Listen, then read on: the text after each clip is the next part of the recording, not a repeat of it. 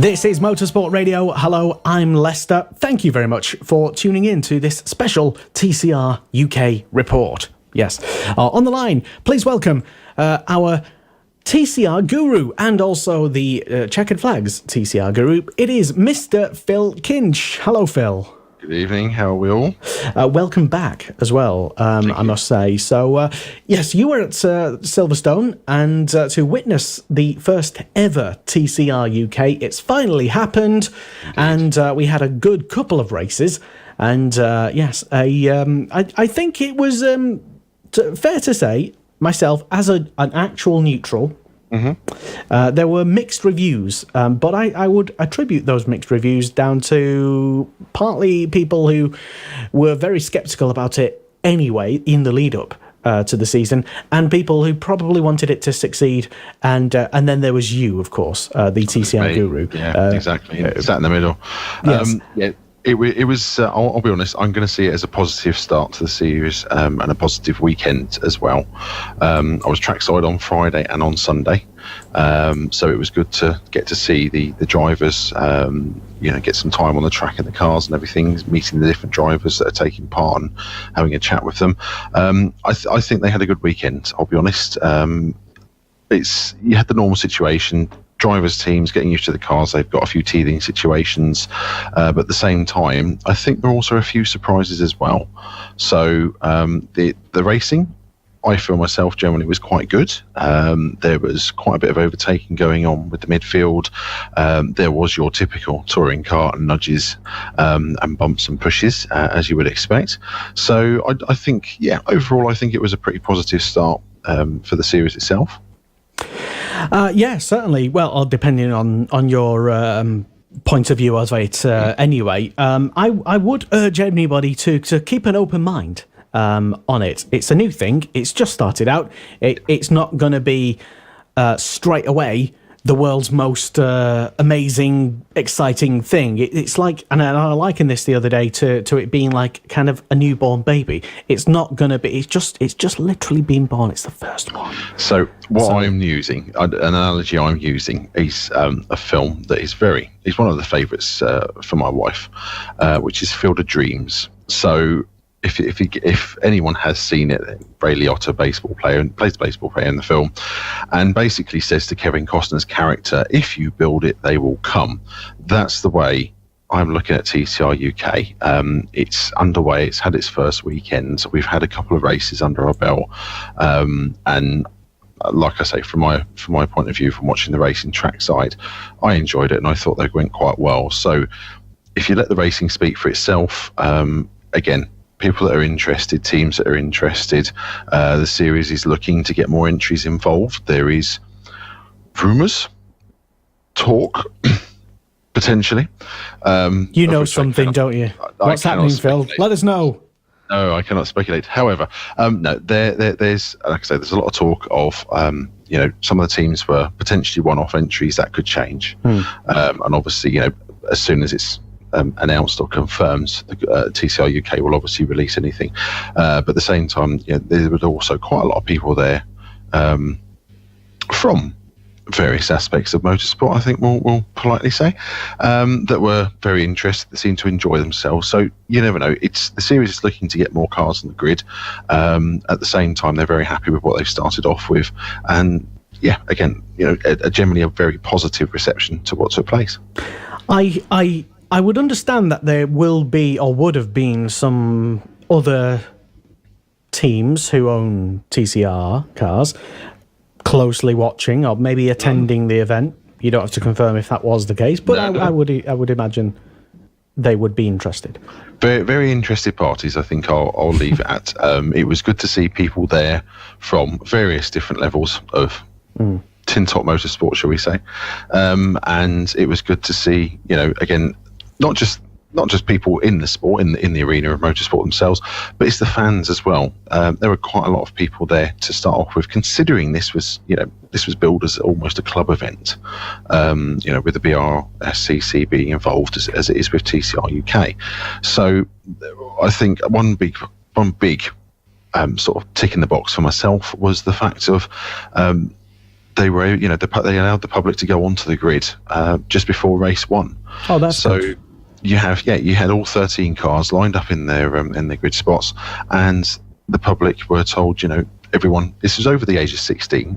There were a few people that were a little bit upset about that, but when you consider that you've got health and safety to take into account, and you have a live pit lane and a live racetrack taking place at these events, it makes sense. But it was really good to be able to get onto the grid, see the cars and drivers up close before they were about to start their first ever race, and just, it's something different from what I've had from other series. So I'll be honest, if anyone was able to see the live streams, you can actually see me twice. Oh, go on. In the race one live stream as they're on the grid. So Bryn Lucas, who was doing the pit reporting and the grid build up in the TCR UK live streams, doing his best as he was. I think he did a really good job. I did my best to avoid the camera. I failed miserably. I'm going to leave it there. So yeah, it was, like I say, a definite positive from my side, where, like I say, the public were allowed to have a go and have a chat about the cars and stuff and look around before they were due to take off and get started.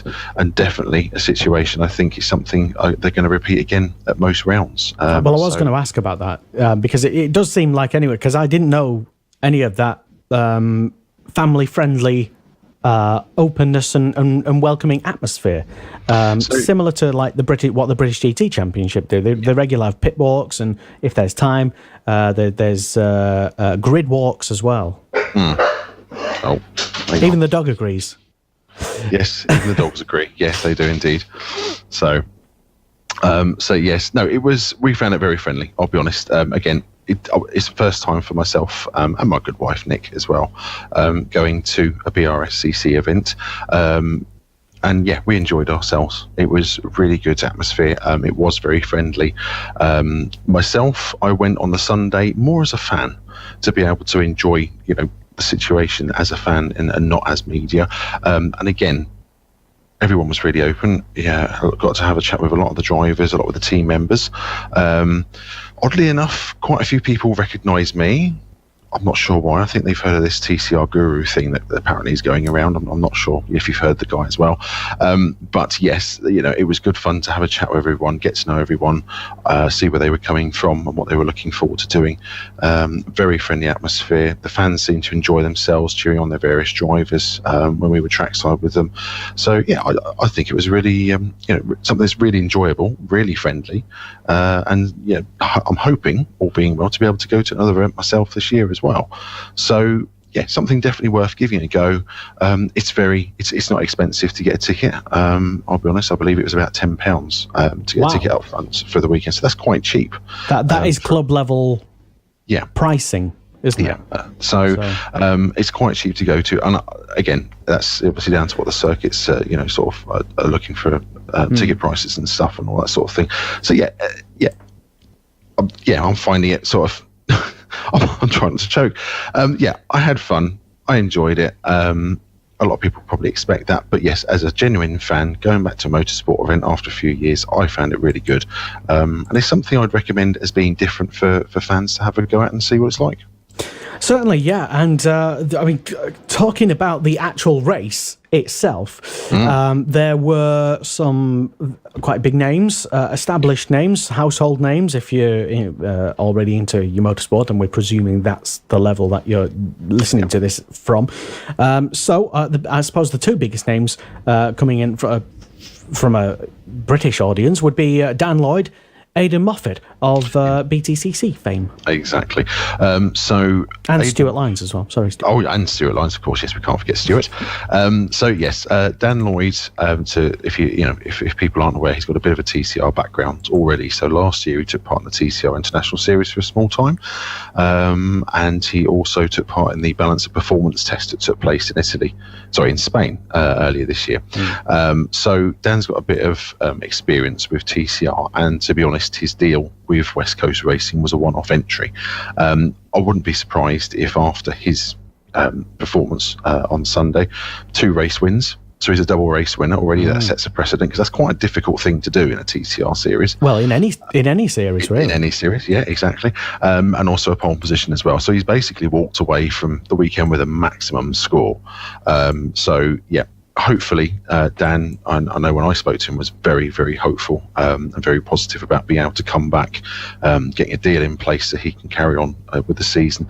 Again, also speaking about Aidan Moffat and also Laser Tools Racing in general, I've got to admit they're an entry I wasn't aware of until it was announced. Well, it was all a last minute sort of deal, really, and then there was it was kind of half announced, and then Aidan had to say on social media that it wasn't fully signed and agreed, but hoped to still race in it. But it was finally agreed to, and everyone was all in agreement, and we finally saw Aidan on track in that Laser Tools Alpha.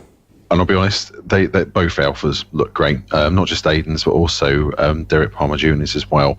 I think they had a pretty decent weekend. To be honest, the Alphas were on the pace.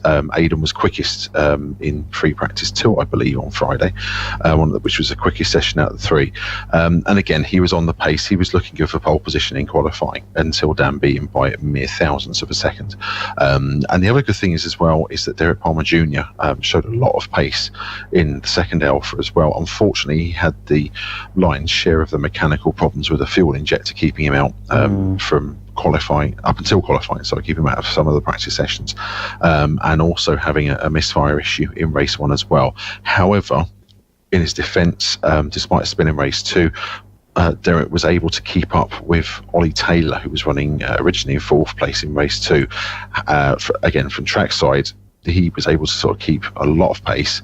So I suspect if both cars have a bulletproof weekend, they're definitely going to be up the front challenging for wins. As it is, Aidan was effectively Dan's biggest challenger in race 1. He came home in 2nd place, quite close, and I believe it would have been the same if he'd have not had the fuel issue in race 2, which led to his ultimate retirement. So it's good to see Laser Tools Racing there with the Alphas, proving that they've got the pace, considering they hadn't really gotten any set up time or any time in the cars until Friday during the 3 practice sessions themselves. Yeah, well, just in case you didn't actually manage to catch any of the live streamed and brilliantly produced live coverage of the first round of the TCR UK Championship, it was Dan Lloyd, as we've mentioned, who kind of dominated the first race by about just over 2 seconds. Aidan Moffat finishing in 2nd place, and Oliver Taylor in 3rd, and Andreas Beckman. Andreas Beckman. Beckman. I know of Andreas from my time of covering Rallycross at the Checkered Flag. Andreas has been a regular RX2 driver recently, so this was his TCR debut, and I must admit he went impressively well. To be honest, for me, Andrew Jordan sets the precedent as a touring car driver coming from a rallycross background, so he proved, he's been able to prove he's been quite good at this. Andreas, it looks as though he's going the same way. He had a really impressive debut. He was really able to push Aidan Moffat, especially in race 2, a really close battle for 2nd place. At the same time, he was well in the mix in race 1 as well, so able to keep up with both Aidan and also keep pace with Ollie Taylor, who was in the Pyro Motorsport Honda. So again, hopefully we can see Andreas back. I believe the original plans are for both he and Jessica to go and do TCR Scandinavia. But again, rumours, talk in the paddock as it is, it's quite possible that you could see him back in the UK again with West Coast Racing, as well as Dan, as long as he's able to get a full-time ride. So definitely, like I say, a good performance from Andreas as far as the weekend was concerned. A learning experience for both him and his sister Jessica, and they did really well in their first time in TCR cars. Yeah, definitely. It was. I watched the second race live, and him and Aidan Moffat were having a right old sort of ding dong for much of it. The race 2 result, by the way, Dan Lloyd seemed to... Dan Lloyd came through the pack, didn't he? Where did he start race 2? What was his grid spot? I believe... Oh, you've got to let me think now. I believe I shouldn't have put you on the spot. I'm sorry. Yeah, yes. And we're testing the brain a couple of days afterwards. So I believe it was around 6th or 7th. Or was it 9th? 9th place okay, so on the 9th grid. Place. And so he did have a pretty good start considering, although Beckman was leading for at least the first couple of laps, as he had a stunning start from the second row. So again, as is often the case with a TCR race, with a second TCR race of the day, as it normally is with akin to a third British touring car race of a day, you reverse the grid, you put the slower guys at the front slightly, and you mix things up a little. And race 2 definitely had that happen. Beckman definitely held off Lloyd for a good few laps before sort of giving way, but he had the pace, as he proved, to keep up with both Lloyd and with Moffat as well. So yeah, definitely a future in TCR, I feel, for at least Andreas Beckman, and also his sister Jessica. She did really well at the same time. Absolutely, yes. Andreas Beckman, as I will now call him. Yes, race number 2, Dan Lloyd was the winner, Andreas Beckman second, Oliver Taylor in third place, and Howard Fuller of touring car fame as well, who I neglected to mention earlier, finished the second race in 4th place. Standings as of the end of the first round: Daniel Lloyd on his provisional one-off appearance, pending future announcements, leads the championship on 91 points at the moment. Oliver Taylor in second place, just 3 points ahead of Mr. Beckman, and Howard Fuller in 4th place. Aidan Moffat suffering a DNF in race 2, unfortunately. Rather embarrassing for the team, but it happens in motorsport. He ran out of fuel. He's in the championship in 5th place, and it was a decent grid, a lot bigger than a lot of people perhaps thought pre-season as well, but if you listen to the gossip mongers, they'd have had 6 cars, and to be honest, that would have been very embarrassing.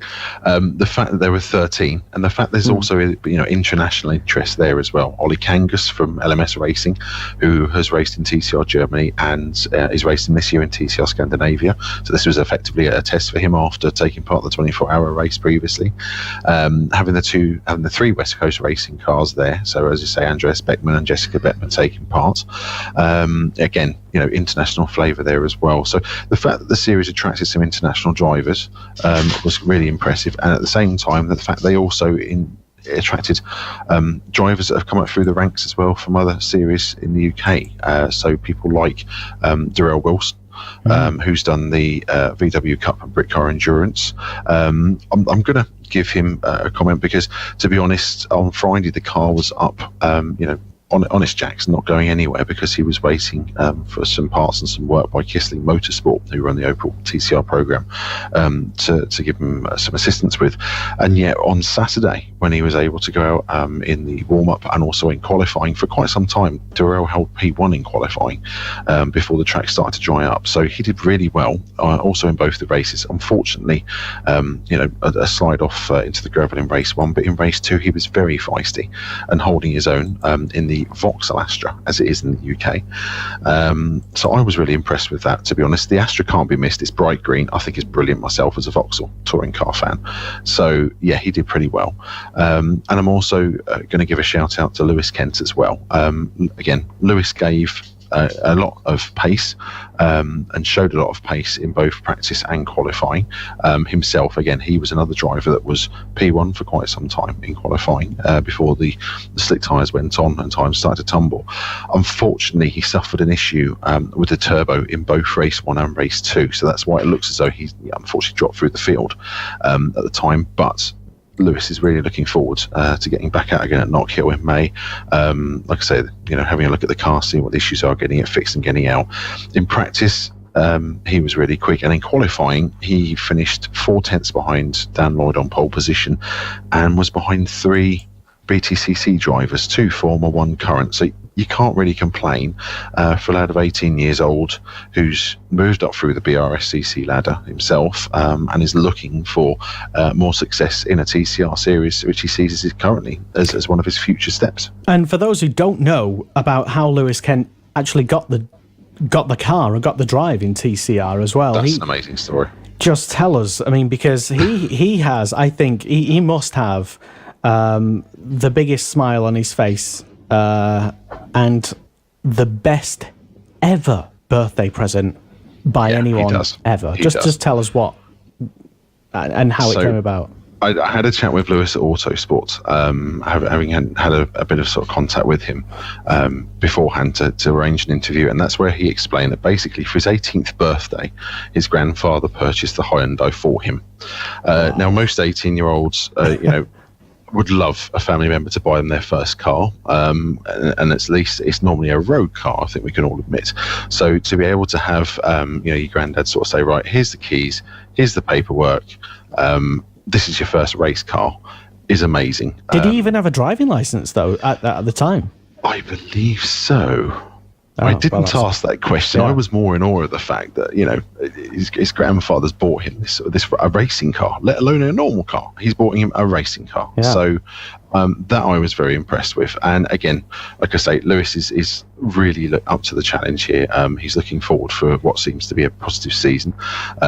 He's very aware of the other drivers, shall we say, around the world who are driving Hyundais. This seems to be the new popular car for TCR for 2018. So yeah, he's very up to the challenge. Wasn't too disheartened by his performance on Sunday, and is definitely looking forward to taking part in Knockhill and making amends and moving up through the field.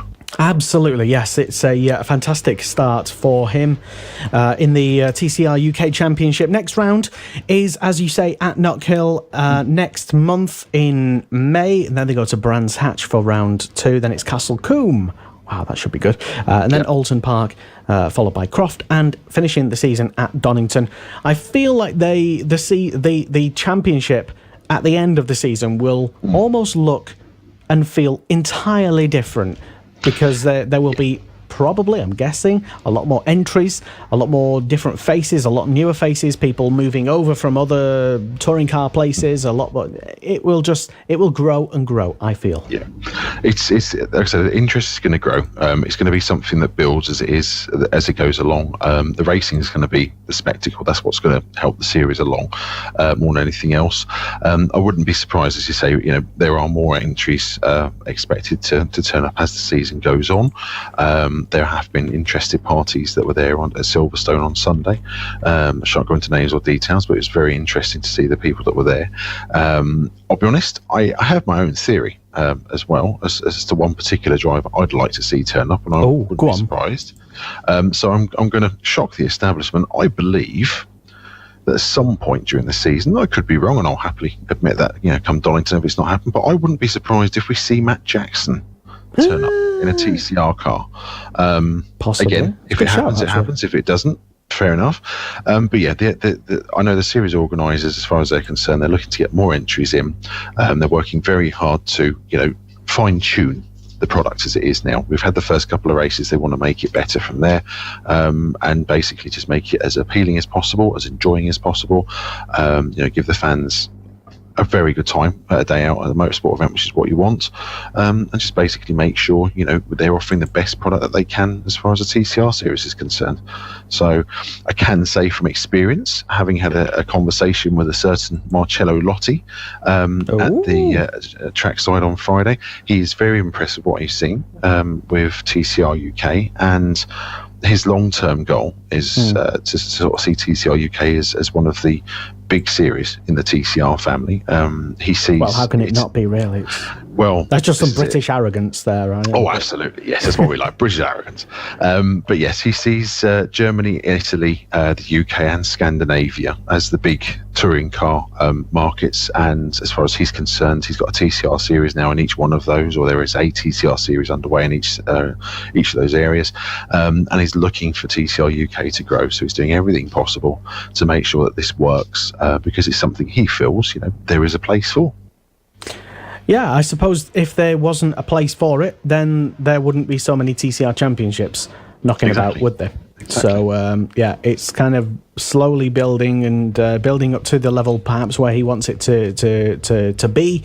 whatever has he actually said what his grand plan, what his universal vision is? So I'm going to be publishing an interview once I've got it finished. I had a lovely interview with Marcello, as I was saying earlier. Asked a few questions specifically about something I used to enjoy as a touring car fan when I was younger.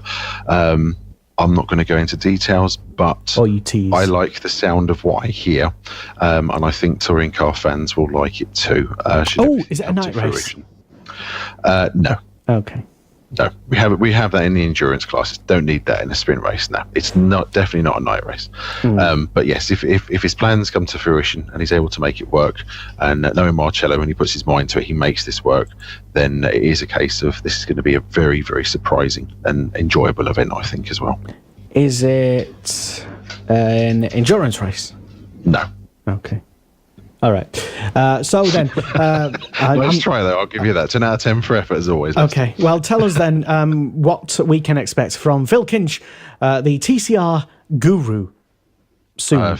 So for myself, so I'm going to be quite busy this year as far as writing is concerned. Myself, it's quite a busy year for me. So I'm still covering the Rallycross, both world and European, at the checkered flag. That kicks off not next weekend, the weekend after in Spain, for both series.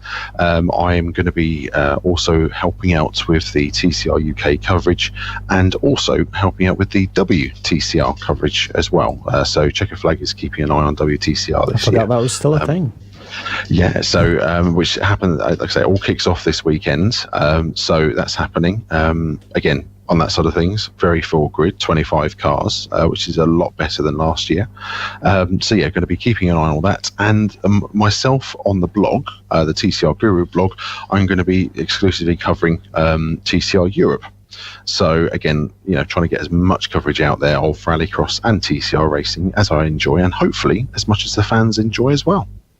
Absolutely, and yes, we will continue to drag you on for regular appearances. Whenever news breaks, head to the TCR Guru for the latest news. And I know that this year is going to be bigger for the TCR Guru. Because I think it's going to be my busiest year yet, to be honest, and considering it's 5 years since I started doing writing and started the blog and everything, that's quite impressive as far as I'm concerned. So, but I'm looking forward to it. It's going to be exciting stuff. Yeah, and you're not going to tell us about what is actually going to happen at Knock Hill, though, are you? No. Okay. Well, we'll just have to wait and see, I suppose. You just have to wait and see. Tune in May, live streams, etc. One thing I can guarantee in Knock Hill in May is that I will not be on the live stream and I will not be on the grid because I won't be there. But yes, I promise that one. That's a guarantee. Yeah, unless maybe we drag you on and we have you like live commentating or something from your house or something. I don't know, whatever. But I'll let you organise that with the wife first, Lester. That'll be an interesting conversation. And the dog, of course, as well. Yes. Yeah. But Phil, thank you very much for coming on a special Motorsport Radio report, and also you can now as well download the latest TCR news and stuff as a downloadable audio. I believe they're still called podcasts.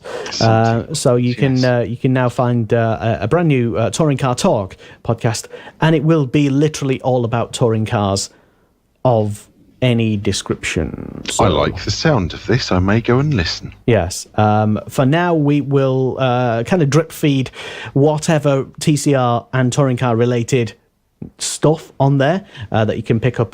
So any related interviews, any things like this that myself and Phil do, or any other things that I'm not involved in as well that are also related to touring cars. Check it out. It's the Touring Car Talk show, I'm going to call it. Yeah, we'll go with that. That sounds good. That sounds professional. I like that. Fantastic to have you on, Phil, and we will look forward with anticipation to the second round at Knock Hill of TCR UK. No problem. Thank you for having me.